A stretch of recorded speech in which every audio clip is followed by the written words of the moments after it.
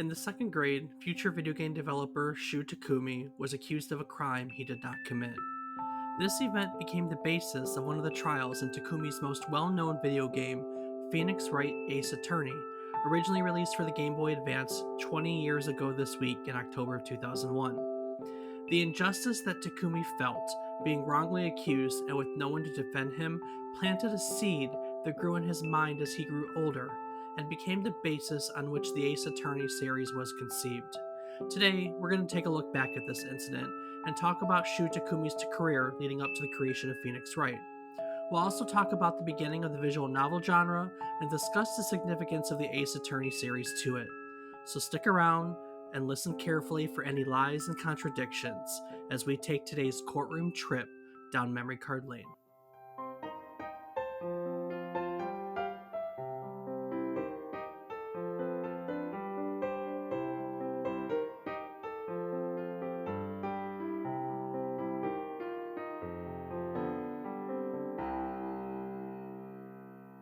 Good morning, good afternoon, and good evening. I hope these words find you well. I'm going to leave that in there, just so you know. Hello and welcome to the 59th episode of our Video Game Nostalgia Podcast, A Trip Down Memory Card Lane. Each week we take a look at one title relevant to the current week in gaming history, and we talk about it. While doing so, we hope to teach you something new about the game, what it took from the world as its inspiration, and what it gave back to the world and its legacy. Today, we're looking back to the beginning of the Ace Attorney series, Phoenix Wright Ace Attorney. Originally released for the Game Boy Advance in Japan 20 years ago today, actually, or this week when you finally listen to this, October of 2001. And then it came stateside, released for the Nintendo DS in October of 2005. I'm David Casson, and that voice which interjected, which I'm now about to unmute, is my co-host, who has resorted to objecting to everything I've said ever in my entire life, my brother, Rob Casson. Rob, do you have to object to absolutely everything? Objection. I don't object to everything. Just a lot of things. Just everything. Just everything. No, you know what? I think we're going to have to defer to a third party on this one. So I call to the stand, Keefer. Hold it. That was a great introduction. Yeah. I could have done that better myself. Just a moment there, Rob. You do object to a lot of things, to David's point. But to Rob's point, he does not object to everything. He just likes to play around with people, you know.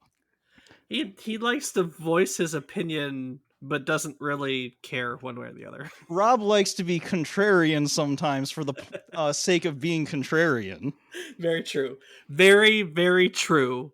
Well, returning this time, obviously, is Keefer Maresh. Keefer, welcome back to the podcast. Thanks, I'm glad to be here. Yay! Hey, Keefer, you Ace Attorney fan? You Phoenix Wright lover? I am. I originally started playing the series back early high school, and I've been a fan of it ever since I played the first one. I got basically my entire friend group in high school to play it as well. Very nice. That's nerd. I mean, that sounds cool. I can't even know one, Dave. And I owned the first. I was one of those people when this was first printed. I mean, like, copies were bought absolutely everywhere, and they were impossible to find. And I was one of the people who had those copies. So I lose too. So I lose too. Yeah, I have 1 through 4 sitting on my shelf in the other room. There you go. On the DS carts. So, well, I'll start with you, Keefer. Keefer, what you've been playing lately? What's on your video game deck these days? I've been playing through Tales of Arise recently. That came out a few weeks ago. A new entry in the Tales of series. It's pretty fun. Action RPG. They made a lot of changes to the series to make it more accessible to people who haven't played it before. So if you haven't tried it before, I'd say check it out. Especially if you like action RPGs. Tales of Arise. What was the first one? Arcadia? The first one was Tales of Fantasia. Fantasia, that's it. That was back in like 86, I think. God damn. I might have that year wrong. I don't know. Rob, what are you playing? Yeah, I was off a bit. It was 95. So Oh, 95. That's okay. Yeah, Give it yeah, to me. yeah. You know, 9 years. Yeah. No biggie. Could have been 84 and even be older. Jeez. Oh, son of a bitch. Yeah, well, anyway, let's see. This week has been some Diablo 2. Some a little bit of RuneScape, obviously, Yeah, as always. RuneScape. Click, click, click, click, click, click, click, click, click. And Rocket League a bit, and some Pokemon trading card game online. Yeah, what's with that? Y'all are back into Pokemon. 25th Pokemon's anniversary, great. Dave. Come on. We did an episode a few weeks ago. Go check it out. And of course, that naturally started the Pokemon thing again. And with the anniversary being coming out and the release of the new anniversary edition cards and tins, it's all relevant again. Pokemon is on the rise, even though it never fell. But it's still rising, even more than ever before. So be ready for the swarm. Are you going to take a Pokemon jet across the world? You know, I very well might now that I know they're a damn thing. That's a freaking thing? cool. Yes, there are jets that have Pokemon all over them. And the flight attendants wear Pokemon uniforms, and you get like Pokemon gift bags. And yeah, we talked all about it in our episode. In case you're wondering, the Pokemon company makes $3 million a year in licensing rights for these Pokejets. So Wow. yeah. That's a decent chunk of change right there. Oh yeah. Or maybe not a year, but they make $3 million. We talked about it in our breakdown of how much money the Pokemon company makes, because like licensed Pokemon merchandise eclipses the entirety of the Star Wars franchise, for instance. Oh yeah, So, I'm aware. yeah, it's crazy. Pokemon is a monolith, and I don't think that's being toppled anytime soon. Nay. Yeah. Well, since we've already dove back to the 80s or earlier, we might as well head back there because that's where today's story starts. So, sometime in that time period, in his second grade, future video game developer Shu Takumi was playing alone at the garbage disposal area in his schoolyard, and he found a handmade piggy bank. It was an empty can with origami stuck on the outside, made to look like a piggy bank. And inside the piggy bank was a single 5 yen coin. He took it. He didn't give it much thought beyond that. He found it outside of a trash can, and he went home. Takumi went back to school the next day and was called in front of the class and accused of being a thief. Now, he was in the second grade. He didn't really understand what was happening at the time, and he was told by a teacher who he didn't know to apologize to a girl he didn't know, which he did again and again. He apologized profusely. So sorry, so sorry. It wasn't until later that Takumi deduced that what had probably happened was that someone had taken the piggyback bank from the classmate and left it in the disposable in the garbage area as a prank on the girl. And then coincidentally, Takumi picked up said piggy bank, and someone watched him basically take the 5 yen coin out of it. Now, this incident stuck with Takumi. It stuck with him through his childhood, stuck with him into his adulthood, and would definitely influence him later on in life. An interesting thing about that class trial that Takumi experienced, not only was it a teacher that he didn't know, it actually wasn't even his class. The prank was by some upperclassmen. Yeah, I mean, exactly. He just happened to find hey, what's this? Any one of us have done that. You find something on the ground, there's no one around, you don't know who it belongs to. You pick it up, you play with it, you take it or something, and you move on with your day. We don't think about anything more than that as children. You know what I mean? Yeah. I mean, who hasn't just, picked something up off the playground, wandered around with it? Yeah, it's funny. It's I think it's the type of event that any one of us have experienced.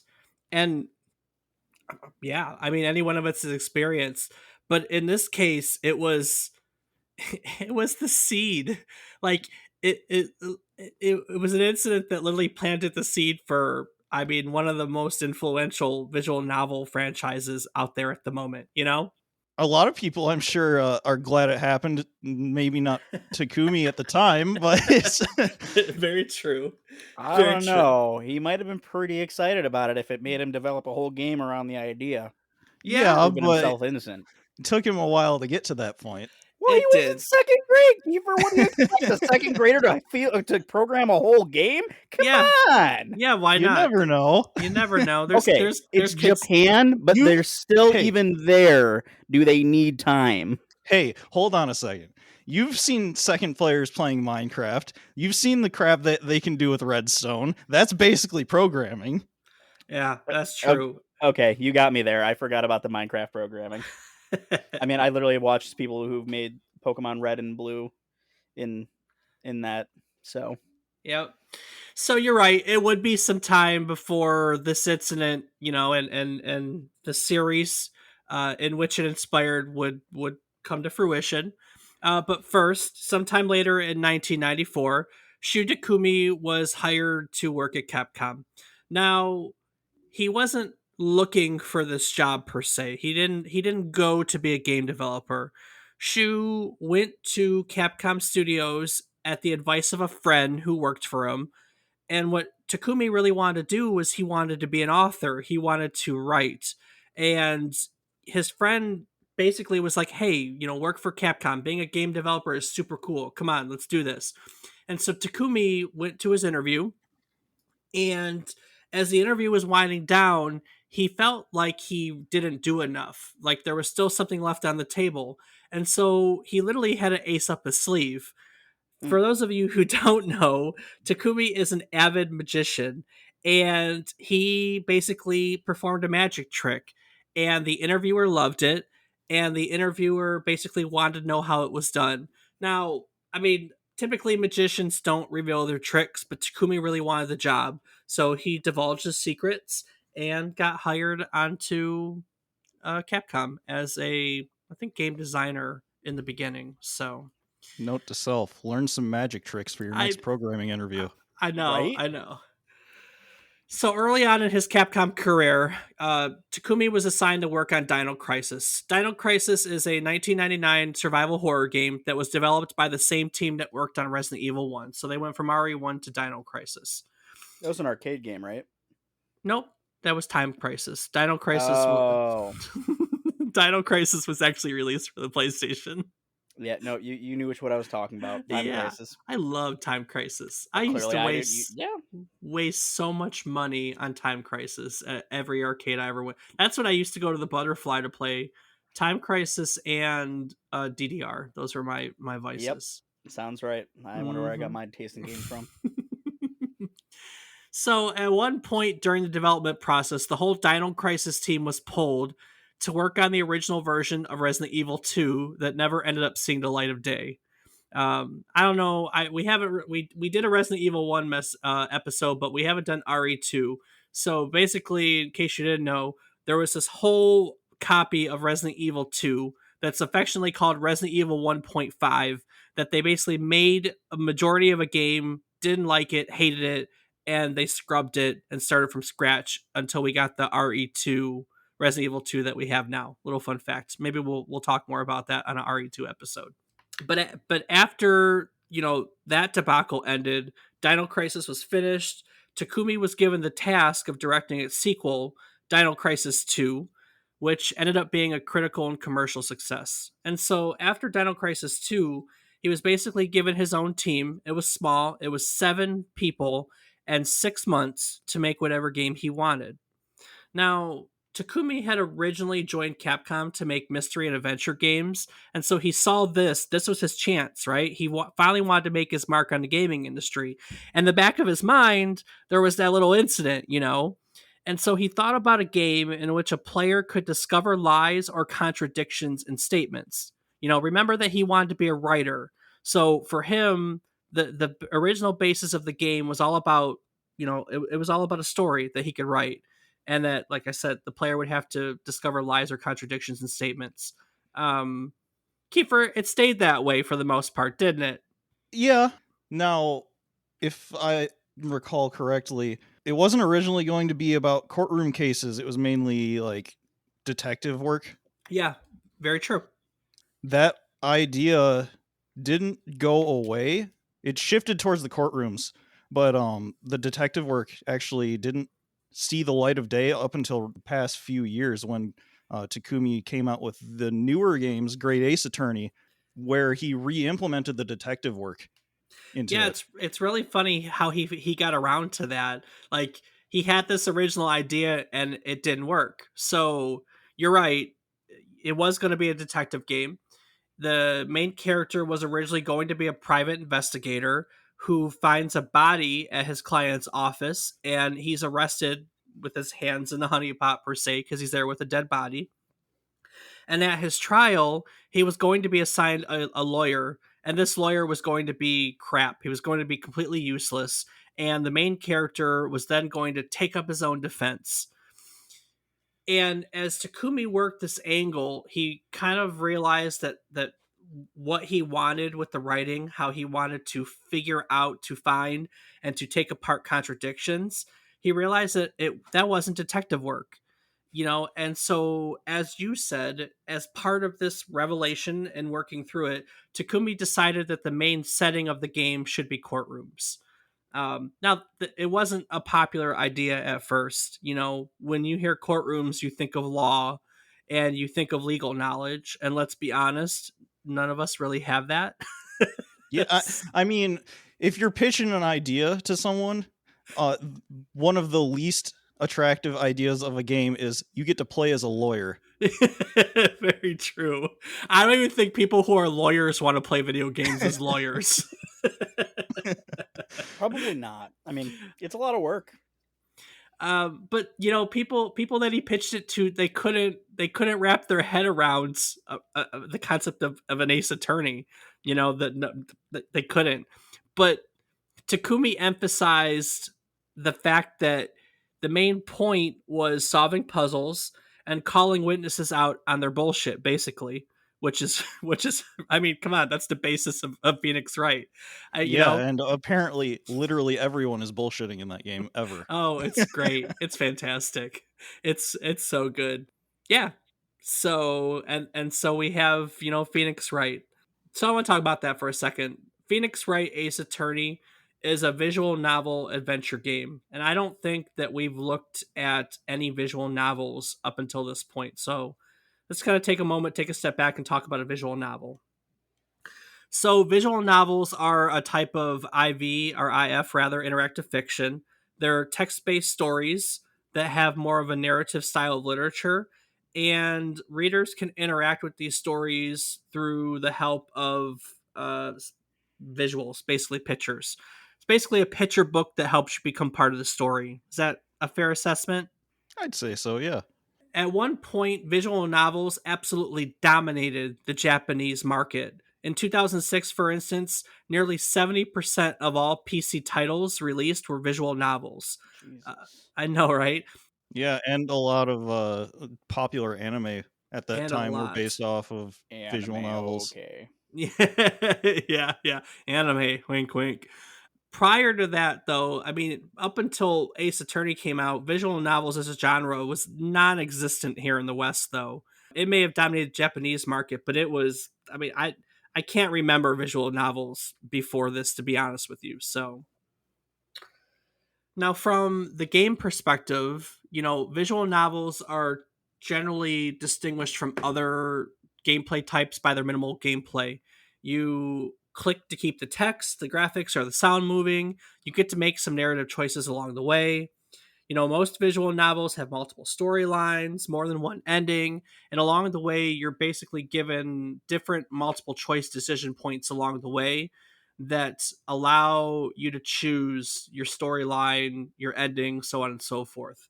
And that's kind of the draw to a visual novel. They have multiple branching storylines that allow you to achieve multiple different endings, and these are called nonlinear branching storylines. It's basically that's a really complicated way of saying it's a digital version of a choose your own adventure novel.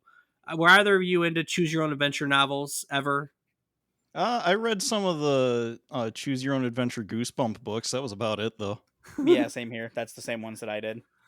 Man, I used to freaking read. I love choose your own adventure novels from a kid. As a kid, um, from a kid because the adult ones were useless. I Yeah. don't even remember any choose your own adventure novels other than the Goosebump ones. Oh So man, there was a Yeah, whole. realistically. I mean, I know there were some, but I don't remember. Like, I I can't think of can't. any like names. You know what? right. Here's the truth. I couldn't tell you any of the stories. I mean, like I remember a fantasy based one. I remember a robot one. Like I remember bits and pieces, but I couldn't tell you the titles. But I very distinctly remember the white cover with the choose your own adventure in red font on the front of it, and underneath that, and the choose your own adventure was circled, and underneath it was going to be a picture of what the story was about, and away you go. Like that was, I think I always would get at least one choose your own adventure novel from the library when I got to take books out from the library. So Nice. That sounds like a good time. they were awesome, you know. But then after a while, you didn't have to, you know, video games kind of took over that genre. Um, and in the very best visual novels, each path that you take only reveals certain aspects of the overall storyline, and it's really only by uncovering all the different paths and outcomes through multiple playthroughs that every component comes together for a coherent, well-written story. Some of them actually like lock the true ending quote until you've done all of the other ones. So they like to bring all that information together sometimes. It's weird.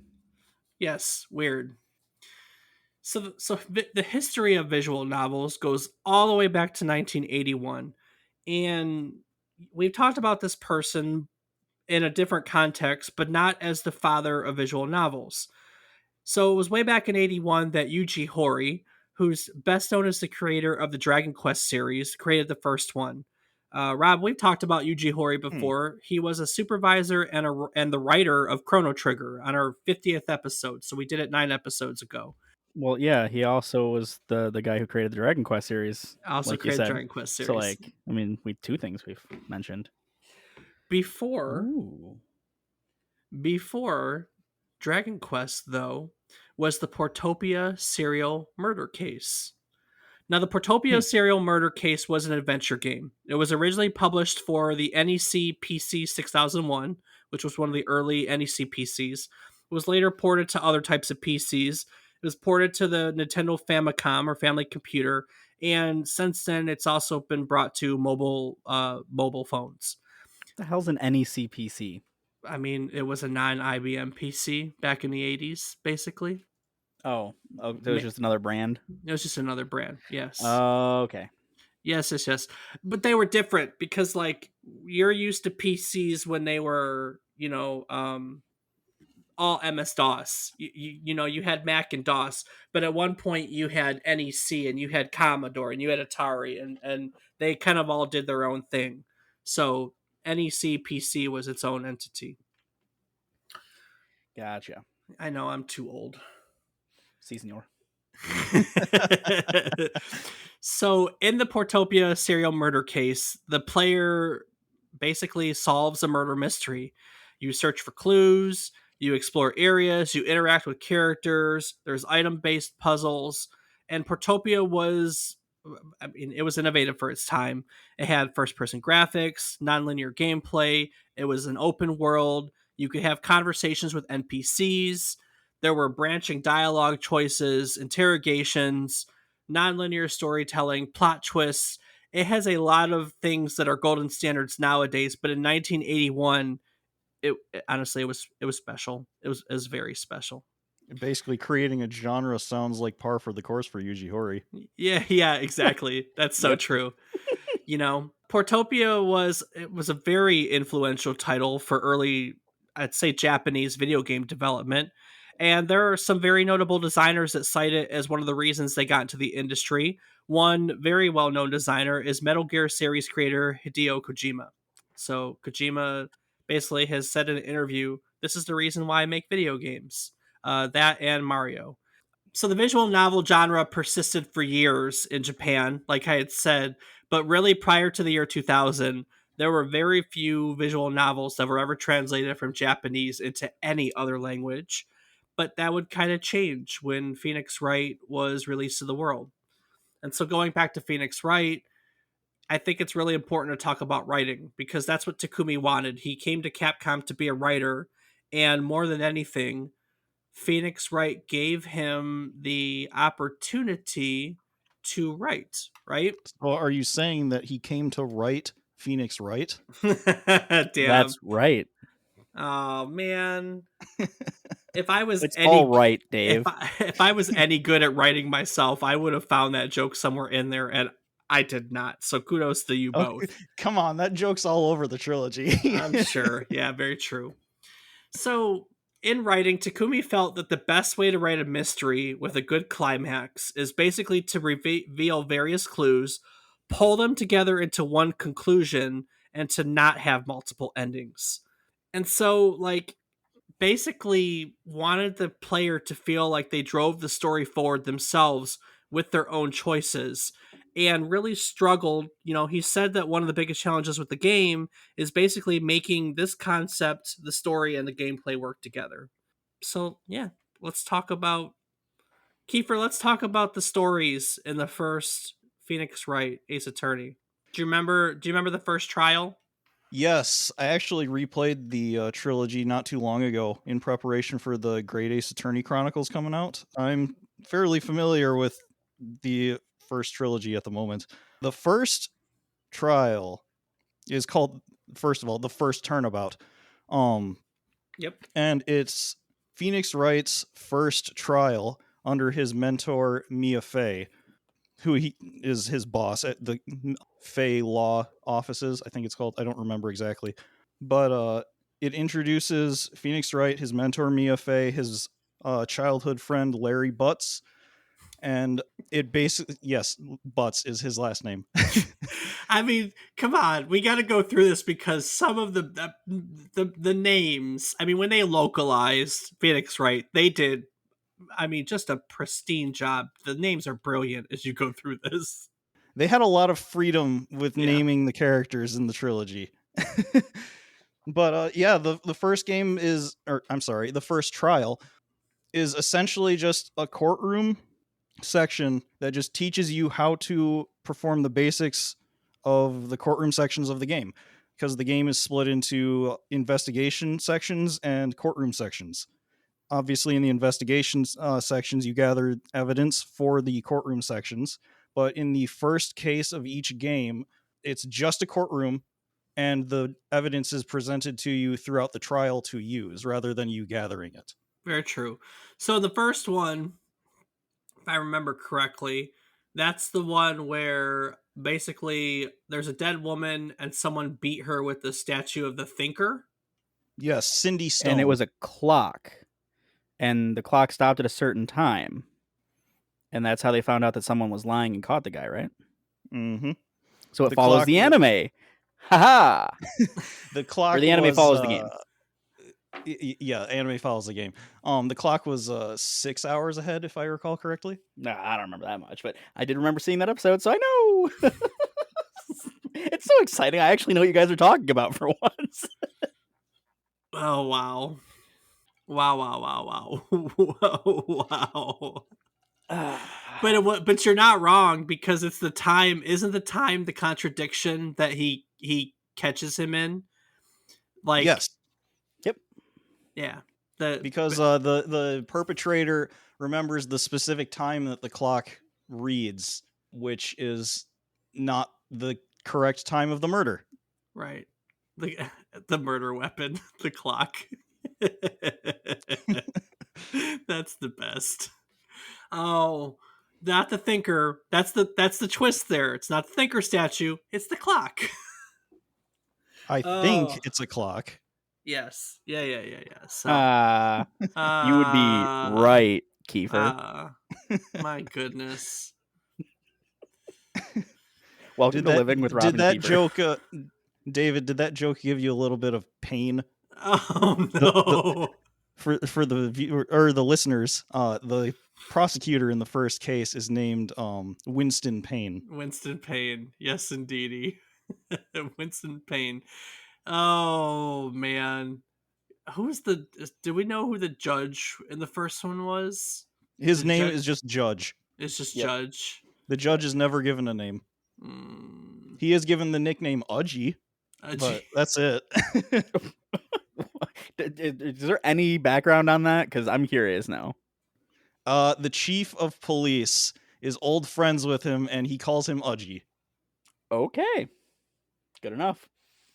Well, if it's not obvious, there's going to be some spoilers here. So if you never played Phoenix Wright, Ace Attorney, and you don't want to know the story I have it ruined for you, you might want to stop here, because I don't feel like we ruined anything by talking about just the tutorial episode.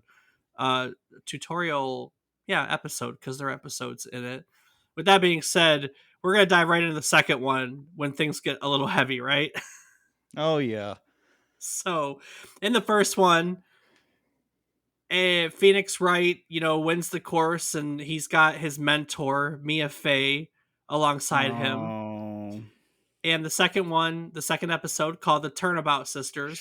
She no more. Phoenix Wright's mentor, Mia Fey, is murdered, and her younger sister, Maya Fey, is accused of the crime.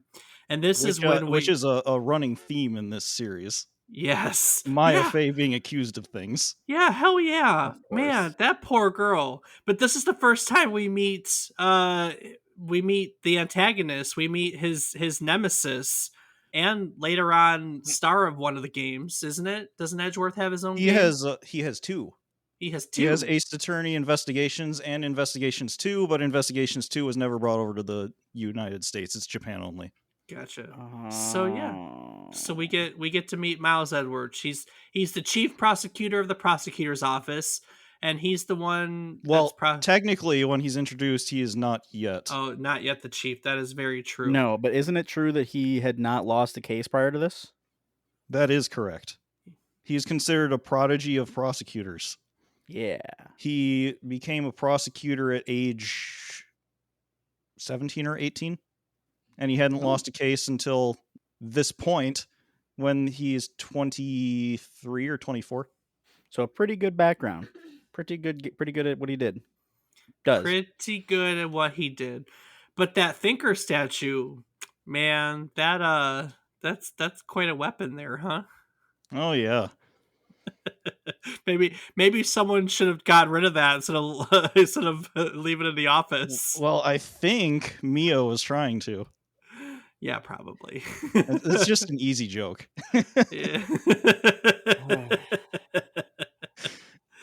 Oh man. So yes, his mentor, Mia Fey, gets murdered with the statue, the thinker statue, that was given as a gift. It was given as a gift to celebrate the win over the first case, wasn't it? Probably. I might be inferring on that one. I thought someone went on vacation and it was a gift from a souvenir. There are two thinker statues. Okay. There's the one that was the murder weapon in the first case, and then there's also the one that was gifted to Mia Fey at the end of the first case by Larry Butts, because Larry created both of them. He created one for himself and one for his girlfriend. Gotcha. Yes. So Phoenix comes in, finds Mia gone, Maya over her. Dick Gumshoe, the detective. What a fine detective name. Let me tell you, Dick Gumshoe. I mean, it's like he was born to do his job. That's right. It's so true. It's so true.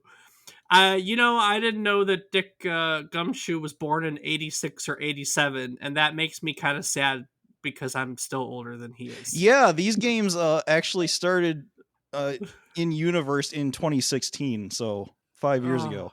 My goodness. Oh, which makes me even older. Yeah. Well, it makes me sad. It really does. So, but yeah.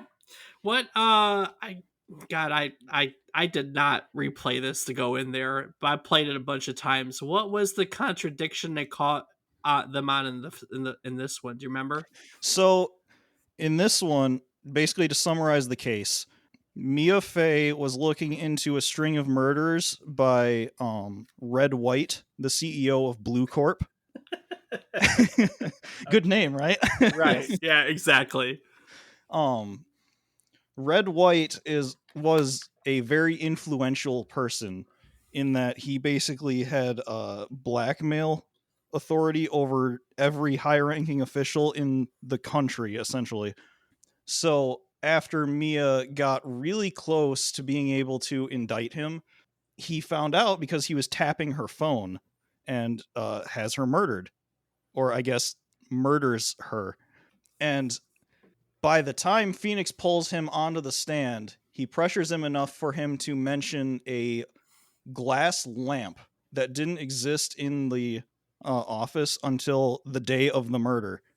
And Red White claims that he visited the office a few days prior, so that's how he knew the layout. But obviously, he couldn't have known that the glass lamp existed without being there on the day of the murder, especially considering the glass lamp had shattered to pieces in the fight, or in the struggle to kill Mia Fey. So originally, this episode, the first turnabout, was written as the game's first episode. However, in development, the development team decided that its length, as well as other factors, it wasn't good as a tutorial. It they wanted to give. I guess they wanted to. Well, let's look at it from the story standpoint, right? If you start out with, Mia dying right in the beginning, there's no attachment to her whatsoever. So you would have to have written some backstory or a little introduction to it, which is what they ended up doing. They wrote a short episode the first turnaround that was, that was used. Interestingly enough, there does seem to be a little bit of the tutorial that stayed in the second case, because in the second case is where you learn how to press witnesses to get more information out of them. You don't have to do that at all in the first trial. That brings us to the third episode. The third episode was written, according to Takumi, to emphasize the character of Miles Edgeworth. So, what Turnabout Samurai, right? Yes. Do you feel like the third episode emphasizes Miles Edgeworth? Honestly, I don't think Edgeworth really comes into his own until the fourth case, but I think cases 2 and 3 are more to develop the relationship between Phoenix and Edgeworth more than emphasize Edgeworth as a character himself. Because you don't really get to learn much about Edgeworth until the fourth case. Well, it's true. The third episode was said to have been written for the character, and the fourth episode was said to be a rekindling of the relationship between Phoenix Wright and Edgeworth. In these, as you go from the third to the fourth, Takumi has said that he really tried to portray a strong friendship between Phoenix Wright and Miles Edgeworth. I swear I didn't read your notes there. I was just kind of saying what was on my mind. Let's talk about the fourth one. As I start out this episode by talking about the classroom incident, we're in second grade. Takumi was accused of stealing the 5 yen coin. This is the basis for the quote unquote class trial that comes up in the game's fourth episode, right? But that's not all that comes in. It's not just the class trial. The class trial the class trial is not the trial. It's background story that's given during the trial, basically, right? Yeah, so the class trial... Because Edgeworth is accused of murder in the fourth episode. Yes, but Phoenix agrees to take on Edgeworth's case as basically to pay him back for the class trial that happened when Phoenix was a child. So to relate that back to the class trial that Takumi experienced, when Phoenix was in second grade, he was accused of stealing a classmate's lunch money, and no one in the class believed him up until Edgeworth, who was also in his class, stood up for him and told people to not accuse him without any evidence. At which point Larry Butts also chimes in and he's like, yeah, don't bully him. You don't know that he did anything. He said he didn't do it, so he didn't do it. And then the teacher's like, okay, fine. I'll replace it with my own money then. And everything goes on as normal. But Phoenix doesn't forget that. No, he doesn't forget it at all. And in fact, basically, he asks Edgeworth why, Phoenix asks Edgeworth why he wanted to defend him. And that's when we learn that Edgeworth wanted to be just like his father, who was a well-known defense attorney called Gregory Edgeworth. And this trial also references the DL6 incident, where we Correct. basically find out that Gregory Edgeworth was murdered. And that incident is pretty much where we find Phoenix wanted to become an attorney based on that incident. Isn't that how it progresses? So, not exactly. Phoenix actually was going to school to study art originally. He had an interest in law, but he didn't shift to law until we're getting into third game territory here. But he was accused of a murder when he was in college, and Mia Fey was actually his defense attorney at that time. At the same time, he learned that Edgeworth had become a prosecutor, so he was inspired by Mia to become a defense attorney because it would give him the chance to meet Edgeworth again, who, after the class trial and that's mentioned in the first game, moved away due to the DL6 incident, which happens. Gotcha. Do we want to talk about the 5th episode? Well, okay, so let's be fair. The 5th episode, Rise from the Ashes, was added to the Nintendo DS remake. So pretty much all of us who played it, when it came here to North America, never played it without the 5th episode. Right. But it's different, and it doesn't follow the narrative structure of the first 4, where we learn about Phoenix Wright and all these other relationships. That's all the first 4 episodes, we get Mia and we get Miles, and it's all about them. And then you have the 5th episode, and to a lot of people, I mean, to me, it's out of place, to be honest with you. So the thing, I have gripes with Rise from the Ashes, which is the 5th case. Right. It's not a bad case, don't get me wrong, but narratively it doesn't make any sense. No, and but it doesn't belong there, I think, is the problem. It belongs somewhere. I mean, it's one of the longest episodes. It's one of the longest episodes, period, in any of the Ace Attorney series. I think it's considered the 3rd or 4th longest case in the series. Is it now? It's gone. Yeah. It's been eclipsed now. Yeah, the 5th case in Great Ace Attorney is like 12 hours long. Oh, good Lord. Oh my great goodly moodly. I mean, it's like 10 hours, even if you're skipping a bunch of optional dialogue. I'm looking it up now. Episode 5, Rise from the Ashes, is 3 chapters, investigation chapters, and 7 trial chapters.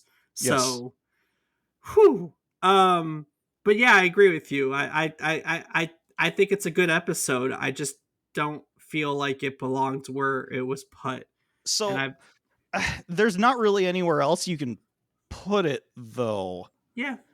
Because of the fact the characters that it uses and what it's trying to develop only fits in that spot. But at the same time, the development for the characters that it achieves, specifically for Edgeworth, makes absolutely no sense with the ending of the first game and his development in the 3rd game. Because essentially at the end of the first game, he quits his job to go find himself, right? Yep. And then he comes back in the 3rd game with this mentality of, I'm a prosecutor not to get people guilty, but to try to find the truth in these matters so that we can get to the bottom of all these incidents. But with Rise from the Ashes, he's taught that already, because he and Phoenix work together to find the truth of the matter that happens, the SL9 incident in this case, regarding the chief of police and a murder that had happened 7 years ago, I think. Well, and that, I mean, that's basically, that's the concept behind this episode, right? The whole concept was the corruption of the police, the corruption of the prosecutor's office, and basically, you're right. I mean, it was a story. It was an episode basically that was designed to explain Miles Edgeworth's disappearance in Justice for All, by basically giving an event that was going to be, blow his mind in a bad way.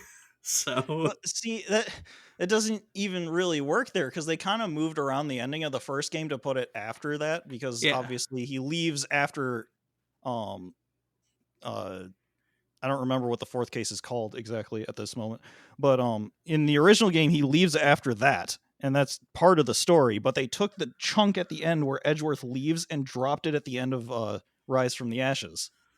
So it's like they're trying to give a reason for Edgeworth to leave, but he kind of already had that reason. But what he learns about himself in that case destroys what he's trying to learn about himself between the second and the third game. also, why no turnabout? It's the only non-turnabout in the entire original trilogy. I mean, come on. So I attribute that to, it was designed in conjunction with Apollo Justice. It was basically the beta test for it, hence the 3D elements in that case that don't exist anywhere else. So that's another gripe I have with that case. It's got the difficulty of a case that belongs at the end of the third game, at the beginning of the first game. So Yeah, it turns off some people and they just yeah, don't finish it. yep, for sure.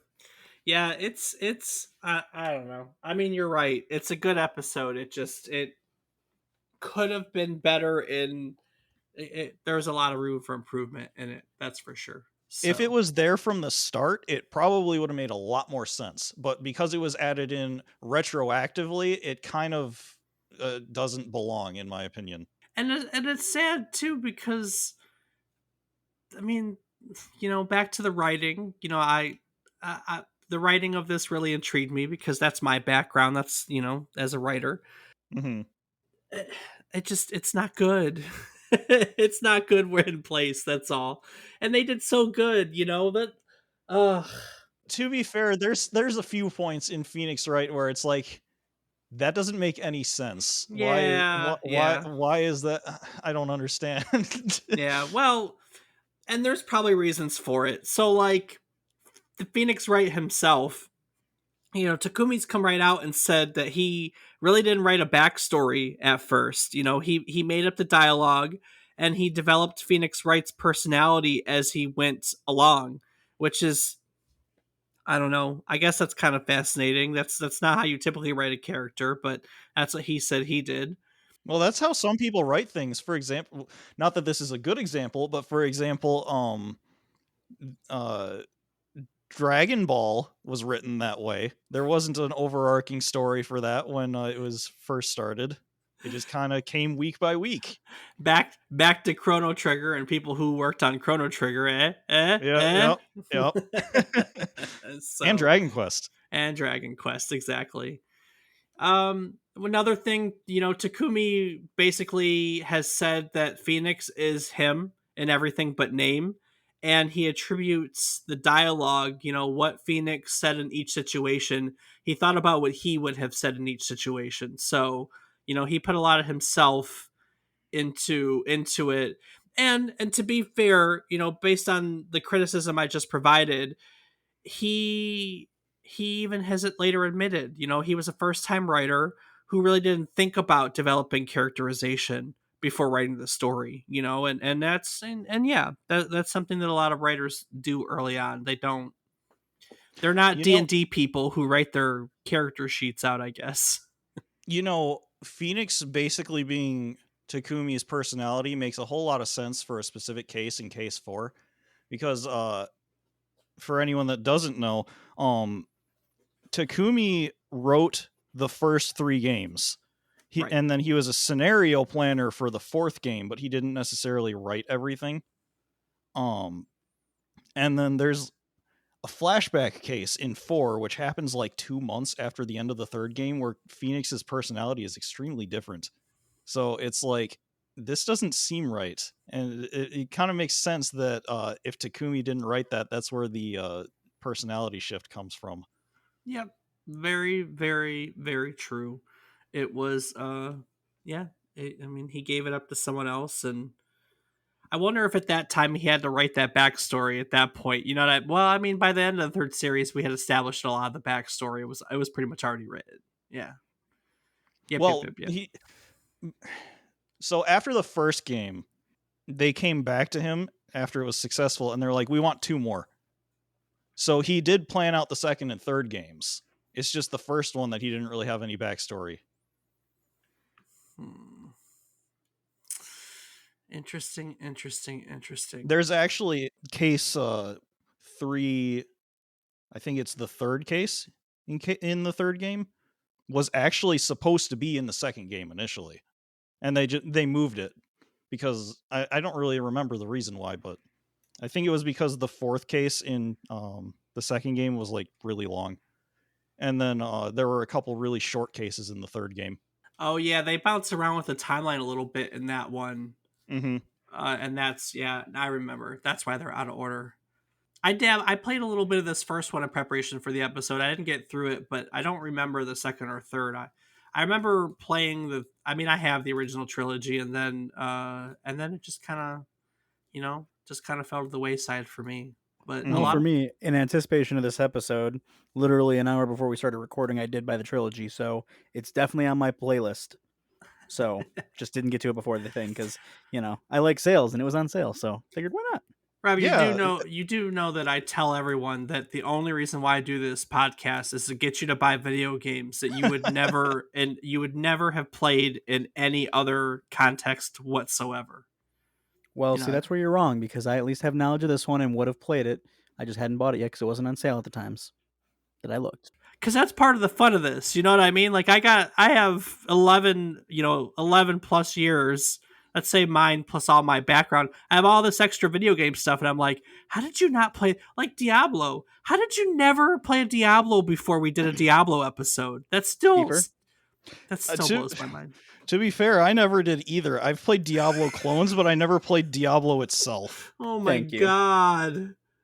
Oh. And it's not really for a lack of friends wanting to play it. It was just I never got around to it.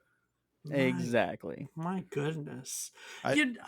We all have those. I mean, there's even series I have like that nowadays, but it's just so weird. I guess it's so weird for me because I was gonna date myself in a moment. We talk about all these games that are literally like the creation of the genres. We talked about Civ and we talked about Doom, and we've done all this, and I was there for that. And sometimes I take that for granted, because when the new latest and greatest thing comes out, everyone has to play it. Everyone played Diablo when Diablo came out. Like that was amazing, Mm-hmm. And but by the time y'all came around, no, not so much. Not so much. To be fair, I did have exposure to a lot of those through my older brothers and my mom, who I mentioned last episode that I was on. She used to play a bunch of games as well. So like I've got an Atari, I got a Coleco. I have a bunch of older consoles that I have had exposure to those earlier games from. It's just some of them I never got around to. Yeah, very true. We all, like I said, we all have those games. Mine as longtime listeners know, is KOTOR. I've never played either KOTOR. Which you get around to it on the remake that they're doing. Well, that's my thing. Yeah. I had a coworker today. I was playing Star Wars Galaxy Heroes on my phone. He comes in and we're talking, this guy's older than you, Dave.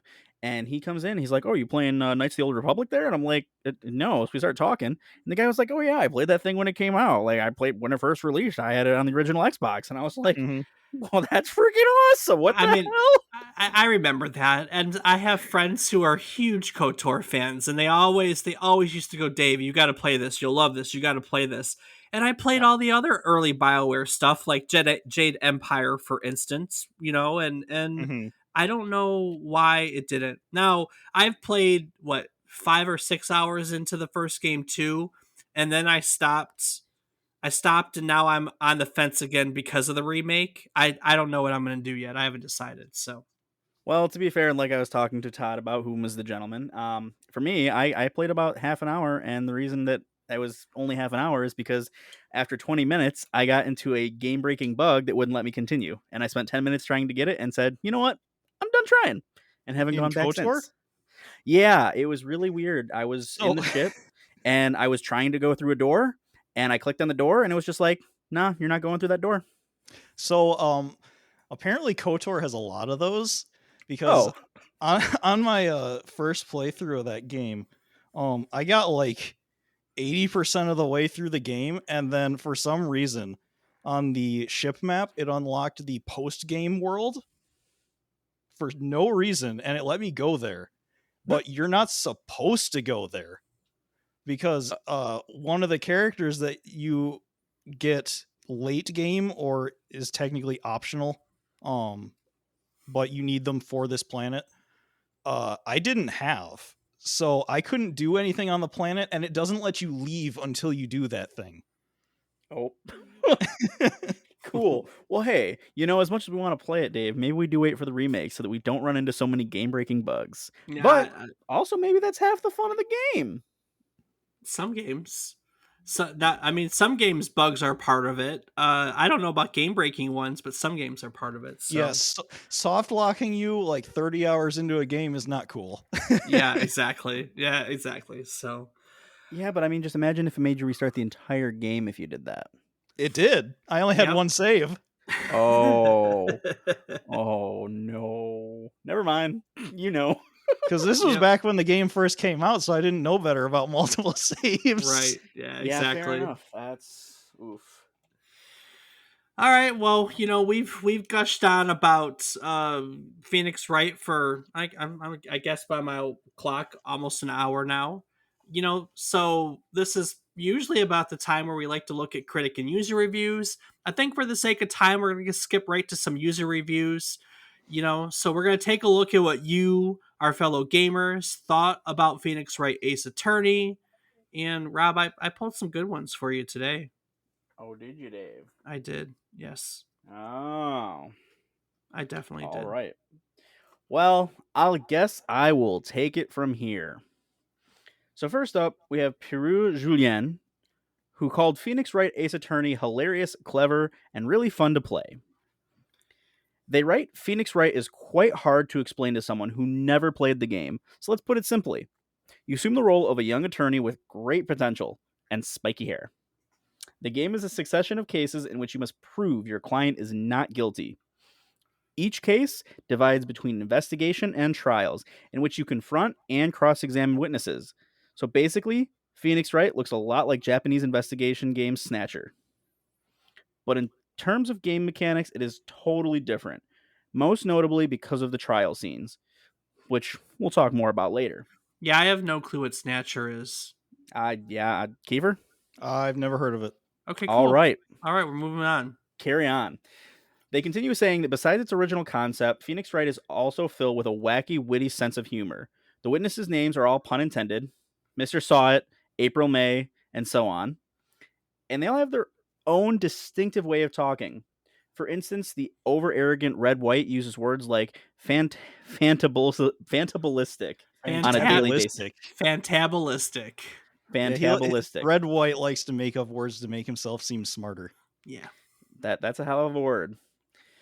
They continue saying the dialogues are full of jokes and punchlines. The humor is also on the graphical side. The faces of the witnesses change as you cross-examine their testimony. Your character sweats when it is not going as good as planned, with a clever use of the graphical code of the anime manga super deformed style. Yep. Very true. But the greatest part of the game still are the trials. Using the evidence you found in the investigation scenes, you'll try to prove the contradiction in the witnesses' testimonies. But rather than a dull procedure, it is filled with hysteria, humor, and excitement. Objection! Stop it! Take this! Blows the upper screen as you or the prosecutor, who you will soon learn to hate, try to change the course of the judgment. Those scenes are incredibly funny. And if the first trials are quite easy, it becomes quickly very complicated, as your opponent is better and better able to break your defenses and put your client in danger. He concludes by saying that Phoenix Wright is probably the best game so far on the DS and an instant classic. I don't know when he wrote that to know if Phoenix Wright at the time was the best game on the DS, because there are a lot of good games on the original DS. Probably when it was released. Yeah, maybe. Which But I mean, they also was, never paid Pokemon, so. I believe it was localized in 2007. 5. Well, was it 5? Oh, okay. 5. Yeah, October 2005. 2005. Yep. Yep. Oh, was it Trials and Tribulations that was 07 then? Yeah, I believe so. I think you got. Yeah. Okay. But yeah. Objection. That's his catchphrase. You did that good, Yeah. Rob. He actually ends. I every watch game anime. with that. And suddenly everyone was like screaming it for months after this. I mean, this was a thing. This really was a thing. 2005. I would have been in college. The DS was a thing, and yeah, it was. Okay, I'll give you that's. I remember that being the thing. It's unique. Like the writing is humorous. And it's an anime style that also wasn't a thing at the time. I mean, animes are way more popular now than they were back then. Back then, we had the Dragon Ball and the Cowboy Bebops of the world. That's about it. At that point, we would have had the big 3, so One Piece, Bleach, Naruto. Yeah, very true. Very I was true. gonna say I felt like Bleach and Naruto around that time. I forget One Piece. That's just I've never watched it, although I probably should. But I think it's still. Well, we also had if we're gonna talk about, let's go animes with Japanese influence. We had the Pokemons too. So Yeah. but let's be honest. I feel that there's that influence. There's a lot more anime now, way more anime now than there was back then. Oh yeah, definitely. I mean, can we really say that there's more, or just that it's more westernized, or at least in the Western culture accepted? There's more now. Okay, all right, fair enough. I mean, I think it's a little bit of both. There's way more now, and because there's way more, there are more people willing to create it in more of a Western vein, I guess. So, a little bit of both. Fair enough. All right, Rob. What's next? Well, Dave, what's next is Ruben on Metacritics. Sorry, I can't. No. All right, Cartman. Ironically, I was just putting away my Cartman shirt earlier today. So, Dave, next up we have Ruben on Metacritics, who says that Phoenix Wright was one of the few games where I didn't mind that the story overtook the actual gameplay. Well, there you go. That's the whole concept of visual novels. Thank you. Carry on. Yeah. Actually, no. This is the only game where I didn't care about simplistic gameplay at all. The writing was just that great. The game toys with the gamer's emotion with an absolutely masterful arrangement of music and flashy visuals, which not only enrich the story in a very unique way, but make it even better. Did I already mention that Ace Attorney also gives you a set of characters that you can actually give a crap about? Although the game could use some better graphics and less down your throat linearity, I strongly recommend giving Phoenix Wright Ace Attorney a go. It is one of those rare breed games that will appeal to pretty much everyone, from diehard FPS fans to RPG stat junkies. Very true. That's very true. A lot of people who were I mean, let's go with the first one, diehard FPS fans, had a lot of Halo fan friends that played Phoenix Wright when it came out. And two, this is word of mouth. I mean, don't get me wrong, the internet was a thing, but not like it is now. back then, so I wish I could remember how I heard of Phoenix Wright. I'm sure it was through like Ryan or one of my other friends, one the Nintendo nerds of the world, friends that I have, but I don't honestly remember. That's a bummer. I Well, I don't know, Rob, totally- Dave. I can tell you how I heard about this. through this episode. No. The gentleman whom I invited to come talk on the show about this episode, because yes, hello. that's how I learned about it. Oh, thanks, Keefer. Appreciate that. Yeah. I learned about it from my older brother playing it on his DS. I'm like, "What you playing?" And then I'm like, "I want that. Gimme." Yeah, it was a lot of fun. I mean, it's a great story, but Rob, not everybody loves Phoenix Wright, though, do they? What? I know. No, not everyone does. Especially not Warren on Metacritic. No, not Warren on Metacritic. Well, let me tell you why. See, Warren feels that the writing of Phoenix Wright is pretty much on par with every other anime you've ever seen. They don't hate anime, not at all, but unlike a lot of anime fans, they realize a lot of it is just plain cliched, and Phoenix Wright's writing is on that very level. But, of course, this is just a game, so the writing isn't everything. If the gameplay is challenging and interesting, it's all good. But, unfortunately, Phoenix Wright doesn't have that going for it either. The game is far, far too lenient on you. For example, you can't go to court unless you have all the evidence, meaning you can't accidentally miss evidence, which would be more interesting because then cases could be easier, harder, or have different verdicts depending on your detective work. If the judge or someone else asks you a question, the answer is either extremely obvious, or if you pick the wrong one, you just get another chance to choose. And when things get dire, the game will sometimes toss a Deus Ex Machina factor at you to save the day. You see where I'm going with this? If the game wants to do so much for me, why am I even playing? Sometimes it's a bit difficult to find evidence when you're out investigating, and sometimes it's puzzling as to what evidence you should be presenting during a cross examination. But that's as challenging as the game gets. Also, once you beat Phoenix Wright, you've done everything there is to do. Even fans of the game often admit this. Zero replay value. So ultimately, you're playing a generic anime that you can easily get through just by paying a bit of attention with maybe some guesswork thrown in. Then you'll probably never touch it again. But at the very least, Phoenix Wright is not painful to play. Often boring, but not painful. It can even be mildly entertaining at times and is generally likable. It's just not good, is what I'm saying. If you're a huge anime niche gamer, general Japanophile, you'll probably enjoy this game. But if not, at best, I'd say borrow it and see for yourself. But do not pay money for this game. A 4 for barely even being a game, but at least not make me want to kill myself. What? What? Sounds over dramatic. Yeah, seriously. This sounds like a review of an edgy teenager who wants more FPSs to me. I know. I don't think know. there's a better way to describe that. Oh my goodness. I mean, like, I guess someone doesn't like visual novels, right? Because every critique he has is like the basis of a visual novel. Like, Yeah. the gameplay doesn't have much going for it. The game's too far lenient. Why am I playing if the game wants me to do this? Because that's the story. Like, that's the concept of a visual novel. Oh, minimal gameplay, and this guy wants a game. So I do have to say, I also disagree on him saying that the writing is anime cliched. I feel like it's actually really good at not being cliched for the most part.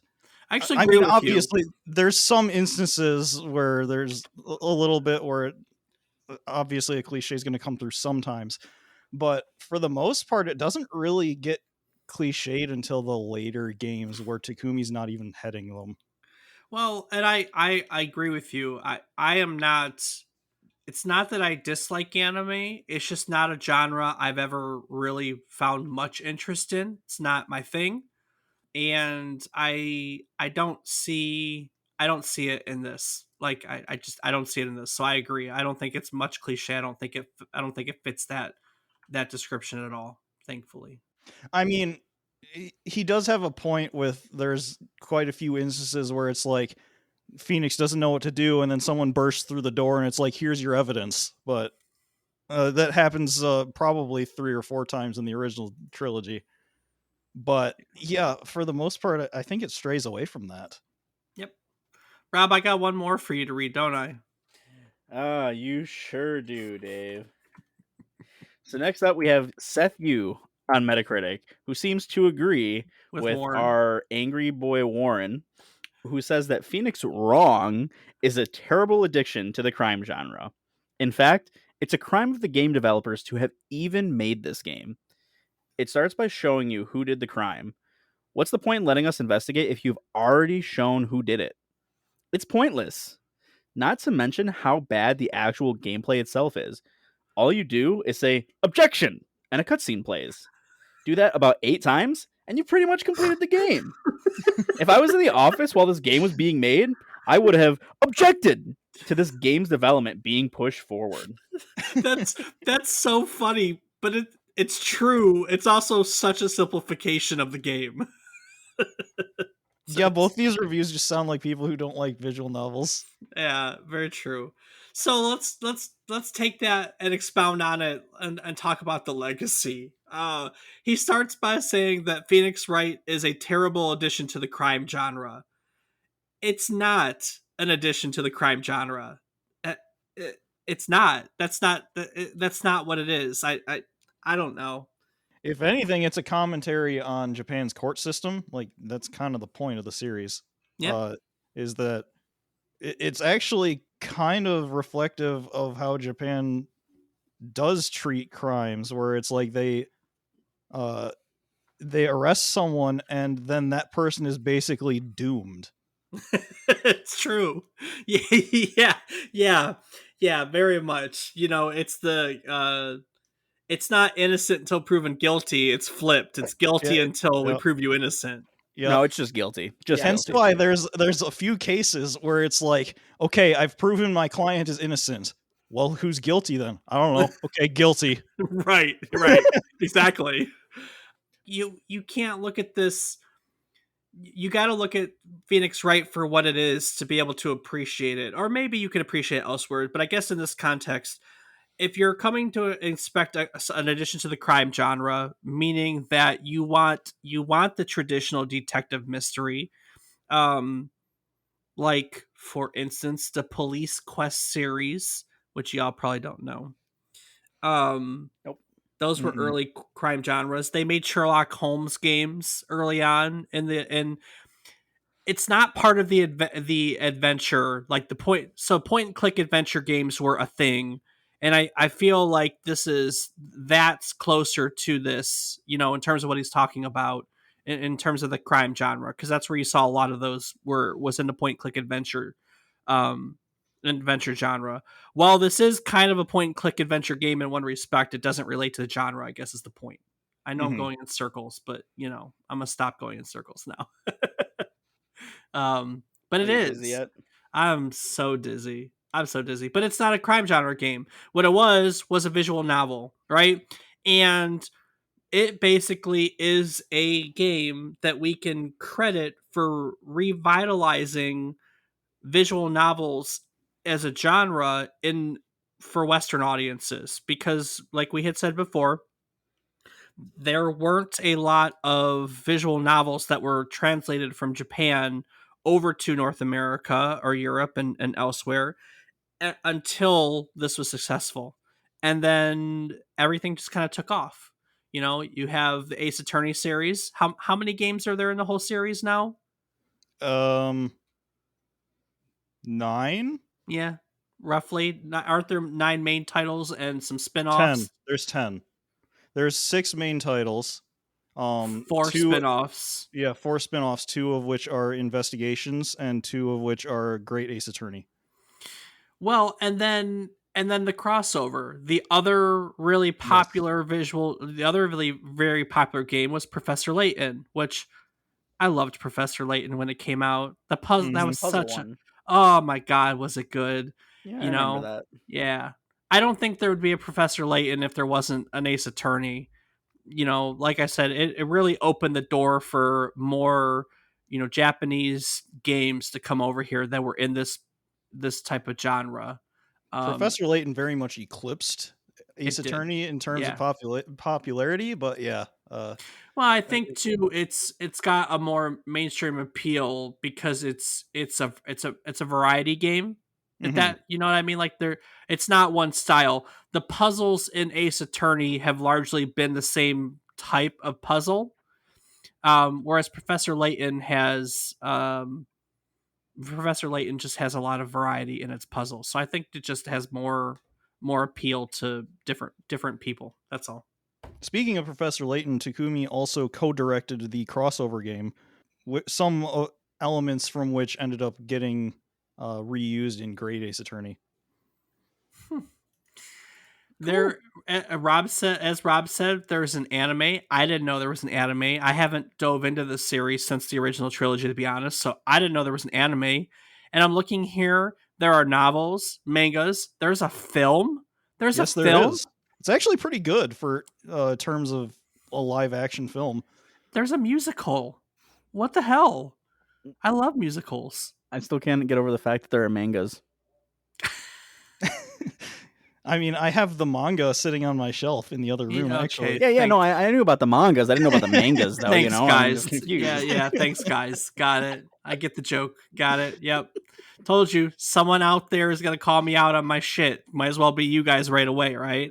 Yeah. Hey, someone's got to do it, and at least we know that we are getting it out of the way right now. Yeah. But also, give him shit. Yeah. Give him shit. Well, and there, let's we talked about the big two, but let's be honest, there are a lot of visual novels now. It's a much bigger genre.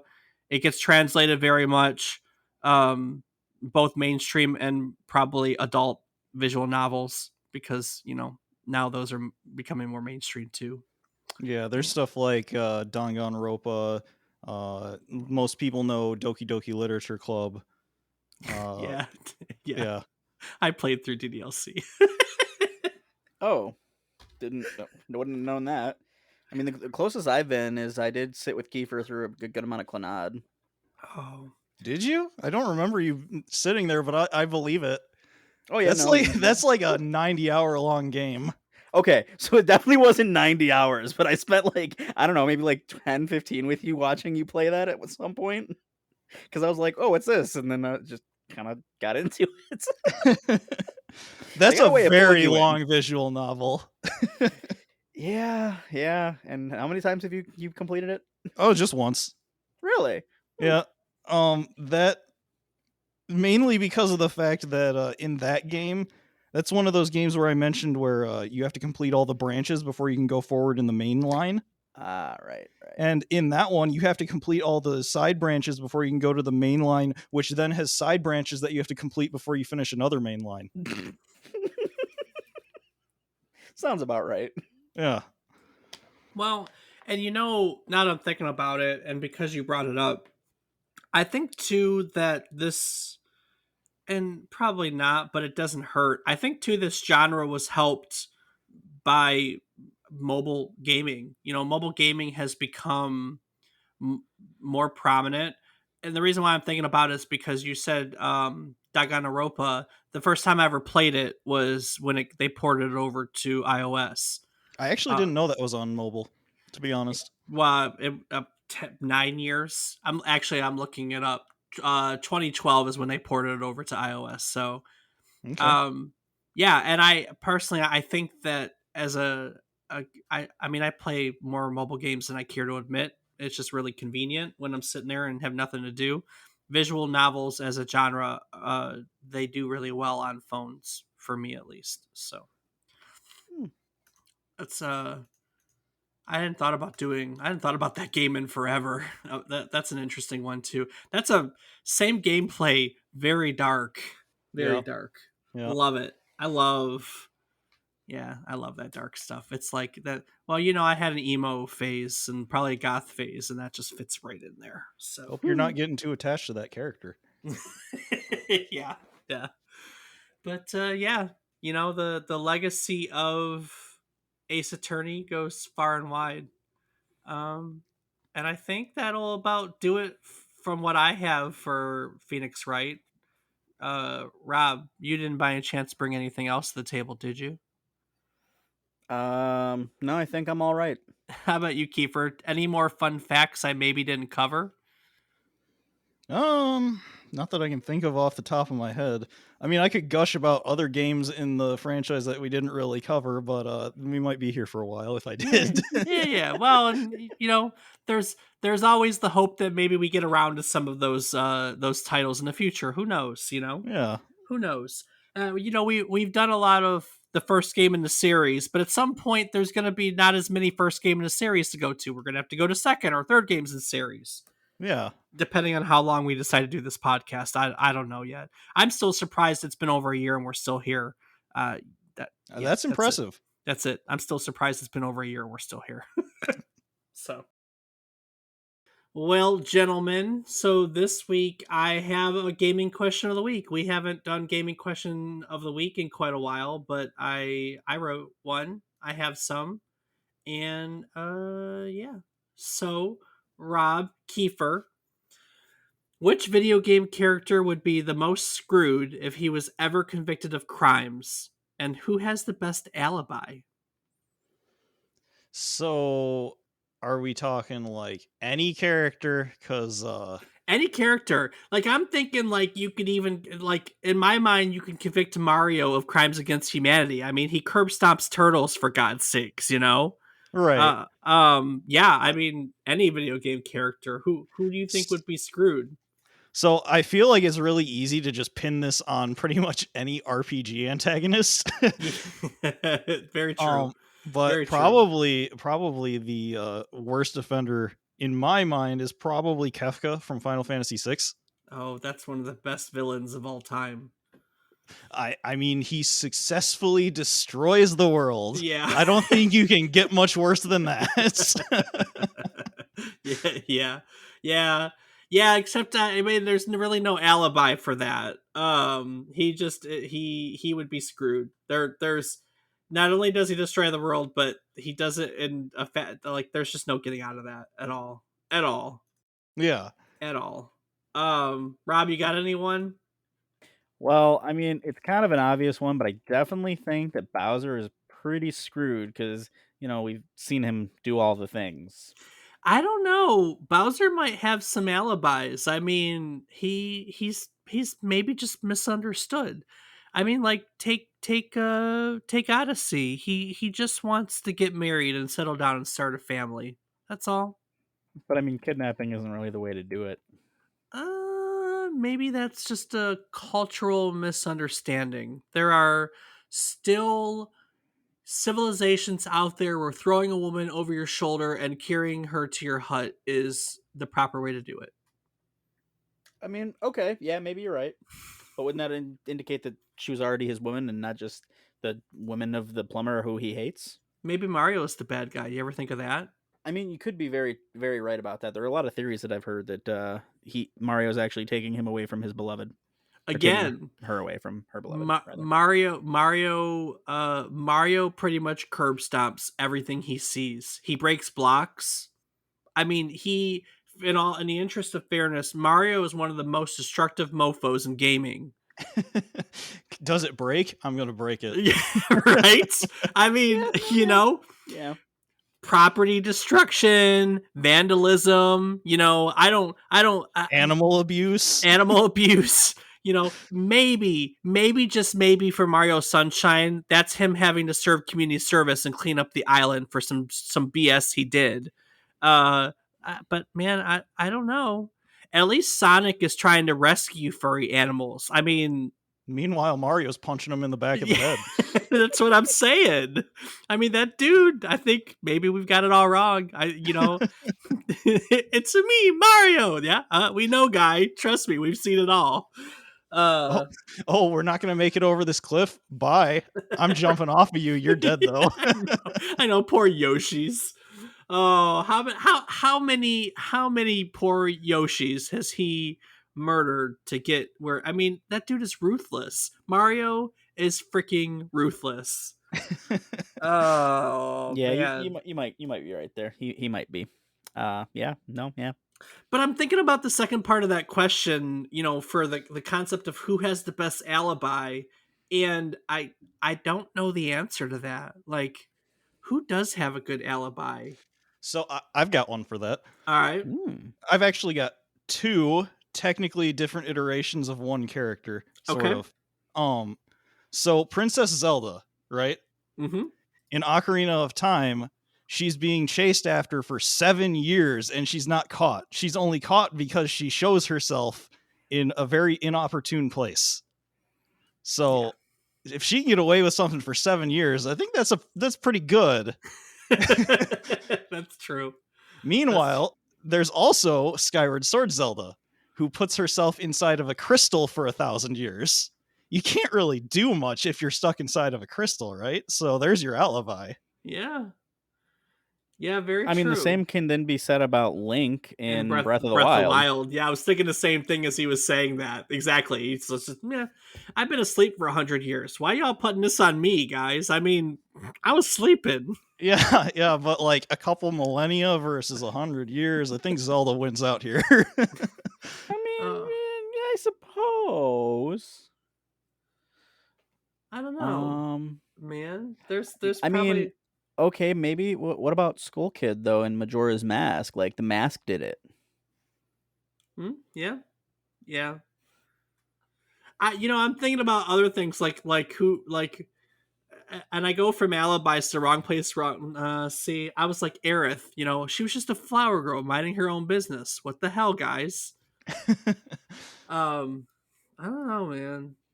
It's a tough one. I know. I just go back. I think Mario's one of the most ruthless people ever. So I'm gonna stick with that.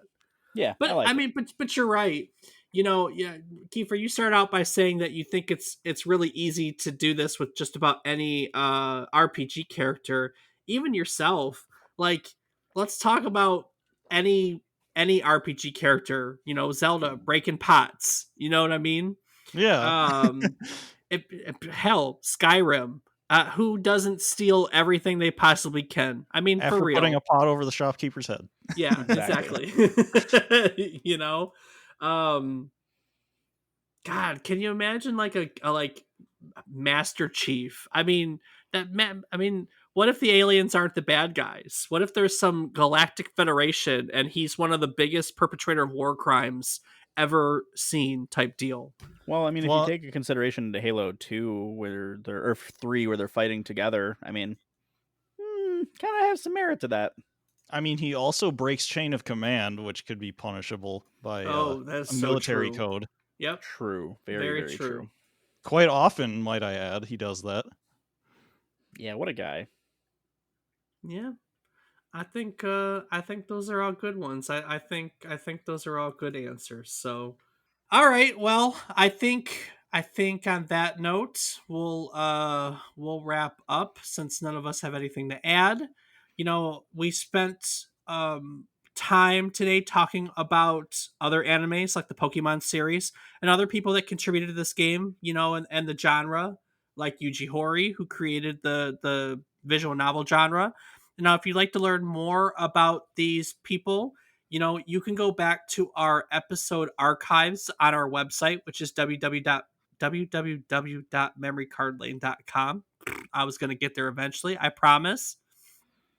Also on our website at memorycardlane.com, you can find all the notes from my shows. You can find a calendar of upcoming episodes where you can submit your own questions, stories, etc. You can find my biography. Rob, you never met your goal of writing yours in a year. Just you still haven't done that, huh? No, he still hasn't done that. No. Hey. It's been, 25 episodes since I was on last? You still haven't done that? Pretty much. Well, it's a work in progress, guys. I'm getting there. I know. You can find links to support us on Patreon or links to join our community on Discord, where last week we played Battlefield, the open beta Battlefield. Rob, how did you feel, real quick, since we're still here? How'd you feel that went? How did you like? You're a huge Battlefield fan. Did you like your beta? I am very impressed with the game. I think that if everything that was in the beta, with the exception of bugs, because obviously you're going to have bugs at an early release beta playing game, if they keep a lot of the ideas in the game, I think it will be very phenomenal. I know some people dislike the ability to change attachments on your weapon in the field. I think that's a great addition because I don't always want to use my 8 times scope and need like a 4 times or something. Being able to change it is great. You would normally possibly probably carry a second scope to switch to, and you are able to. Um, I love the flying in the game. I had very little issue with it. I had a little stutter, which could have very well been my computer as opposed to the actual game. But flying was very simple. I loved flying the Osprey. Um, yeah, no, I really enjoyed it. I obviously I have only mostly only good things to say. A few things that I can say negatively, I understand because it's in development. So phenomenal for me already. I'm excited. How did you feel about it, Dave? I had fun playing with you guys. I'm not sure if I like how much I think it's trying to be Call of Duty compared to to like Battlefield 5. Um I feel like I don't know. I don't know. I think that it's trying to appeal more to the mainstream audience. That's all. And I can definitely see and agree with that. It's definitely not Battlefield 1942 or even 2142, but I mean, they're trying to appeal to the masses because they want the most people to buy their game, and you're going to have some sacrifices you have to make. And granted, obviously, we fell in love with the original play style, but Yeah. it's not terrible. I mean, I No. really enjoyed it. I No. definitely see myself spending a lot of time playing this once the game actually releases. So I'm definitely excited for it. Yeah, there wasn't really anything to dissuade me from playing Battlefield, but I wish they I Battlefield 5 plays well. It moves well, it feels well, it plays well, and I wish they would have kept some more of that. But they didn't. They're trying something different, and it's fun. It's fun. I'm not going to disagree with you. I had fun. It's still a Battlefield, and I enjoyed it. So, but yeah. All right. It's so bizarre. Let's take it out of here. So as we wrap up every episode, the goal each week is to teach you all something new about the game, what it took from the world as its inspiration, and what it gave back to the world as its legacy. We gave you a whole lot of all three today. So round table, let's find out what everyone learns. I'll start with you, Rob. Rob, what was your biggest takeaway? That this game came from the creator getting accused of stealing a piggy bank and some money. Yeah, the childhood story is a good one. Yeah, I mean, I had never played far enough in it to see the episode with the classroom trial and learn about that because I didn't get that far in the anime, and obviously I've never played the games. But it's pretty cool to learn that actually a life experience not only is what inspired him to create this game, but also that it actually became something that was in the game. Right. Yeah, you honestly don't get a whole lot of that. You don't get a whole lot of that. So you're right, it's kind of cool. Heck yeah. All What about right, you, Keefer? Kiefer, we only really invite you to games that you know very well. So if you tell me you didn't learn anything, you're not going to hurt my feelings. No, I did learn a couple things specifically regarding the invention of the genre. Not really invention, but Yeah, the you kind of know what I Portopia mean. murder mystery. Yeah, I actually didn't know Yuji Horii worked on that, so that's a cool fact to know. And I also didn't really know that the games that Takumi worked on prior to Phoenix Wright either. So those are interesting to I learn would about as assume well. that Dino Crisis might be a gap for y'all, huh? Yeah, I'm not Yes, familiar. I am not familiar with Dino Crisis. Oh, all right. So we learned about, and I'll be honest with you. I too, that was my takeaway too. I don't even know how I missed it when we talked about Yuji Horii. Maybe because I was so focused on Dragon Quest and Chrono Trigger, but I missed that he basically invented the visual novel genre too. So that's a new fun fact for me as well. So. All right. Well, I'm going to start by saying thank you, Kiefer. It's always a pleasure when you come on. I always appreciate your wealth of knowledge about all the games that we talk about, and it's a lot of fun to be able to bounce that off of other fans of the series that we cover. So thank you very much for joining us again. For sure, I enjoyed myself as well. Glad to talk about this kind of stuff with people. Rob, Hell yeah. what do you got before I take it out of here? Well, like Dave, I want to say thank you, Keefer. You know, I enjoy spending time with you, and it's always great hearing about things you're passionate about because, boy, do you have some passion. It's fun. I enjoy it. I love the passion. And, you know, thank you for being here. I know you love being here, and we love having you anytime. Anything, even if you don't know the game that well, come enjoy it. It's nice having someone to banter with and make Dave feel old and out of the loop. Yeah, we don't know that game, Dave. Always. Every time I do anything with you and your friends, I always feel, man, last night you all were just razzing on me left and right. Hey, you Damn kind of it. walked into it yourself. I mean, I always walk you opened into the it. floodgate. I know. So I know. you can't stop the flood once you open the gate. So stop opening the gate and you won't get the flood. Neener. I was here for the creation of all this shit. So and just dating yourself again. And since Dave didn't ask Keefer, are you on social media these days? I am. You can find me on Twitter at Lionlyre, LYONLYRE. I don't really post a whole lot, but if you like seeing me retweet and like random anime art, there you go. Ooh, sounds good to me. I didn't do social media at all, Rob, so I guess you can do your plug. Well, I guess if I ever finally get around to it, because I say every week that I do, but I still have yet to get to it, but I'm doing some stuff to get there. I will be found streaming on twitch.tv/FATBOIRIPZ. Speaking of, you can also find my Twitch channel at Lionlyre. Do you stream? Not in a while, but I do occasionally. Yeah, I have a Twitch channel and a Twitter channel that I moderately use. I don't Twitch stream at all, but my Twitter handle is David_is_wrong. That's my Twitch handle too. And mostly it's Rocket League highlights that aren't that exciting because I'm just a mediocre player. So if you like mediocre Rocket League, I'm your guy. That you are, Dave. That you are. Hey, sometimes banter over some mediocre gameplay is all you need. Yeah, Oh, well, exactly. you know, there's no lack of passion there. Let's just put it that way. Maybe mediocre gameplay, but no lack of passion there. So, hey, all That's you gotta all you do is need. look at the hours played, and that says it all.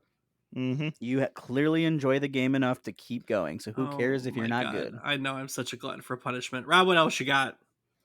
Well, after thanking Keefer, just got to take a moment to say thank you to our listeners.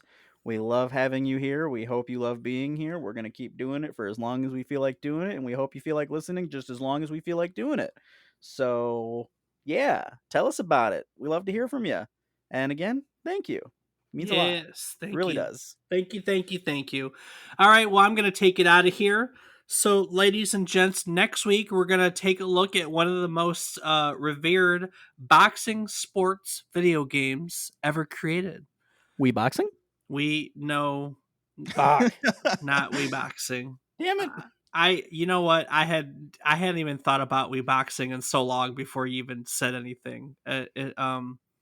Yeah.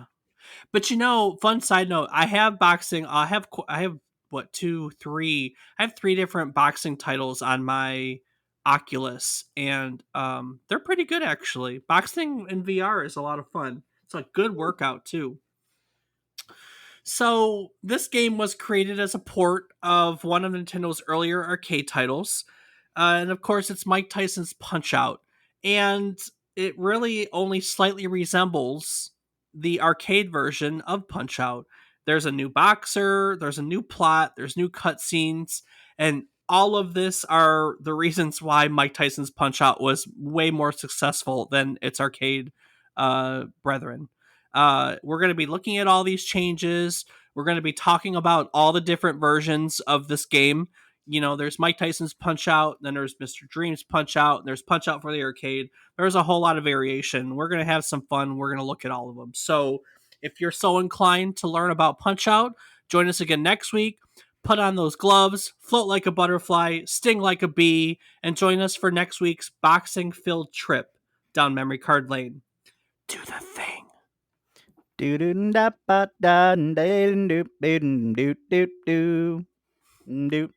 Okay.